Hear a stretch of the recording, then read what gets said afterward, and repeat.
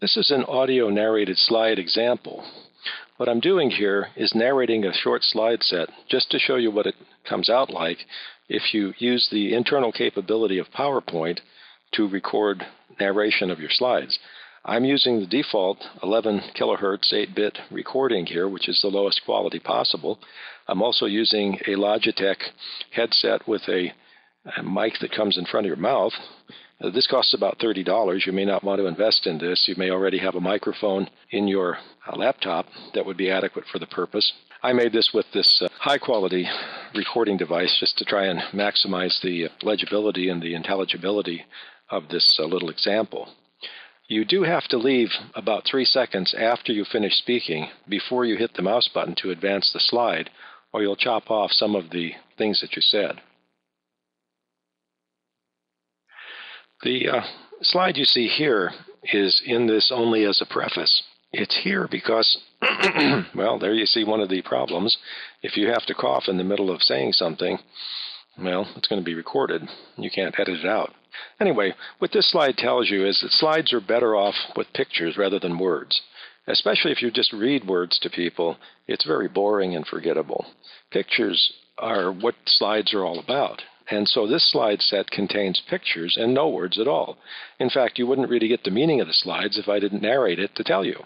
So I would either say these words in person in a presentation, that is, the words associated with the slides that follow, or I would have to record this narration in order for this slide set to play itself for you and make any sense. So normally you explain your slides in words as you present them. Now, here's where the real slide set starts. Let's pretend I'm conducting a class called ABC 123 Cinema Plot Development, and one aspect of a plot development is developing a character. So I'm going to take a look at 2 different movies here, and a character from each, and since you've probably already seen these movies, you'll be able to relate to the fact that the character of one of them changes in the movie, whereas the other one, the character doesn't. In both cases, they start out as the bad guys in the movies. So here we have some scenes from It's a Wonderful Life, Frank Capra's movie in the 1940s set in the town of Bedford Falls, probably Pennsylvania. And I'm going to narrate these as I highlight pieces of the slides for you. So what I've done is simply take the same slide and duplicate it, but then add some graphic emphasis to each one. So first of all, who is the bad guy in It's a Wonderful Life? It happens to be Mr. Potter. Mr. Potter is the rich man in town, the banker, and he's very stingy with his money personally, and when he loans it out to people, he wants it paid back, and he won't loan it to people who he considers a bad risk. He also owns a lot of rental property in town that he probably charges too much for, which tends to keep people from being able to buy their own homes. Who's the good guy in It's a Wonderful Life? Well, the good guy is George Bailey, played by Jimmy Stewart. He inherits a business when his father dies. The business is a small savings and loan. They call it a building and loan at that time.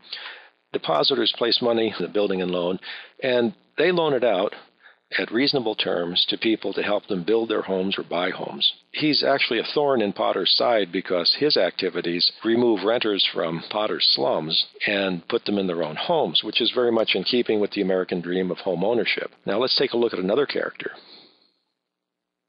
This is Clarence. Clarence looks like an old man, but he's actually an angel that gets sent down to help George through a tough time in his life when Potter gets a good chance to ruin him. What happens at that point where Clarence helps George Bailey out, let's take a look at the very last scene on this slide. By the end of the movie, the man at the left of this circled slide, Uncle Billy, manages to lose $8,000 that he's supposed to take to Potter's bank to deposit because the building and loan actually keeps its money in another bank, which is Potter's bank, the only other bank in town. Uncle Billy manages to stick the money he's supposed to put into the savings and loans account. He sticks it in the newspaper, and he manages to get that newspaper into the hands of Potter, and he doesn't realize that's where his $8,000 went.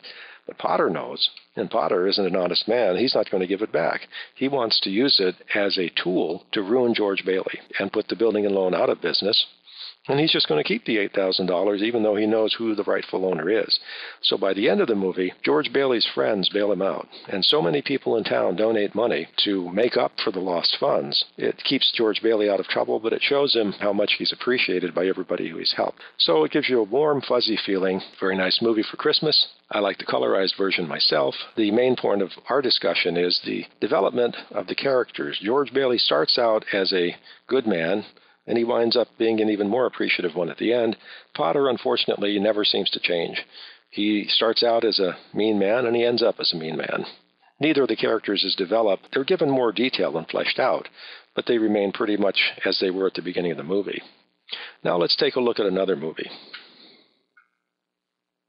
And you may recognize the scenes here. It's from the 1951 production of A Christmas Carol by Charles Dickens. Alastair Sim is the very memorable Scrooge in this movie. And in the first scene, which you'll see in this highlighted slide, here's Scrooge at the beginning of the movie, being assisted with his coat by Bob Cratchit, a clerk that he employs in his little business where he loans money to people, much like Potter. And in the same way, is very strict about getting it paid back, not really giving people any kinds of terms, not cutting them slack if they can't make the payments, and sending them to debtor's prison, which, frankly, I don't know how they're supposed to raise money if they're in prison, but that was the custom in merry old England. At the left of Scrooge is Bob Cratchit, a poorly paid clerk in his establishment. Cratchit and his family play a big role in the development of Scrooge's character. Now, in this next slide, we see the ghost of Jacob Marley, Scrooge's old partner in his firm, who died 7 years earlier. He comes back as a ghost and pays Scrooge a visit and tells him he'll be visited by 3 spirits that will help him change his thinking about how he should live his life if he should be helpful to other people. In the right-hand scene, we see the ghost of Christmas Past. He's the first of the 3 spirits that comes to usher Scrooge through various points in his past and let him revisit those times in his past. It's all part of the development of Scrooge's character. Basically, the 3 visits he gets progressively scare him, make him sad, make him a bit angry, and eventually scare the dickens out of him. Not to make a pun with the author's name, but scare him to show him that he's coming to a very bad end if he continues in the way that he's been living. In the last slide that I'll show you, we see 3 scenes from the end of the movie. In the leftward circled image, you see Scrooge leaning out the window on Christmas morning.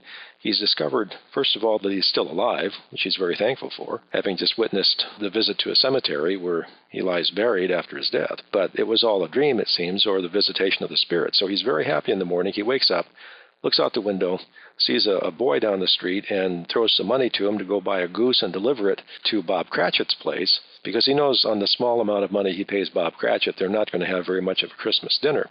But Bob Cratchit also has a sick child named Tiny Tim. In the center picture, we see a very happy Scrooge, happy to give Bob Cratchit a higher salary, which of course is going to help Cratchit's family immensely. But in the last boxed picture we see off to the right, which is taken from the cover of the colorized version of The Christmas Carol, we see Scrooge with Tiny Tim. He's at this point already helped Tim with some medical expenses that Bob couldn't afford, but having paid them, Scrooge is actually the benefactor who results in Tim's continued existence. Tim doesn't die, as we might have thought earlier in the movie, from whatever malady afflicted him. With Scrooge's help, he presumably continues on to have a happy life. So we do see character development here in Christmas Carol, much different than we did in It's a Wonderful Life. Scrooge is nasty at the beginning and stingy, and by the end of the movie, he's transformed into a generous, kind-hearted soul who does have the welfare of others in his mind. And it's a very warm, fuzzy feeling that we get from this, very much in keeping with the Christmas spirit. So this is the end of the slide set. I just want to give you an example of how slides might be presented without any words at all and in a much more interesting way, because you anticipate somebody explaining these things to you, and you have a chance, therefore, to show what you can explain about these pictures. If you can present a slide presentation like this in person, so much the better. If you can't, then you might consider creating narrated slides like this and then posting this in a way that your instructor advises, which probably would be a discussion board in Blackboard with the ability to attach a file. If you post it that way, only the other students in the class are going to see it. They can see it, perhaps be asked to critique each one, and you can view these at your own leisure. It should play through on any computer that has PowerPoint This was done in the earlier version, PowerPoint 2003. It should play just as well in PowerPoint 2007. So I hope this has been helpful to you. Bye-bye.